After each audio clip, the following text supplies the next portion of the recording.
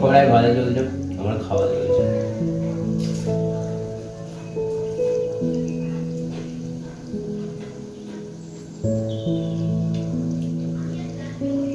মা হয়তো বলবে ছেলেটা যখন বাড়িতে থাকতো আমাকেও বানিয়ে দিত, আমিও খেতাম, এখন নিজে নিজেই বানিয়ে খেয়ে যাচ্ছে। মা হয়তো এই ভিডিওটা দেখে বলবেন বাহ পেরেছিস, কিন্তু আমাকে দিলি না। কারণ আমি যখন বাড়িতে থাকতাম আমি আর মা সবসময় এটা সেটা বানাতেই থাকতাম। আর বেগুনিটা খেয়ে দেখলাম নুন হয়ে গেছে, বেগুনের নুনটা বেশি হয়ে গেছে। যাই হোক, খেতেই তো হবে।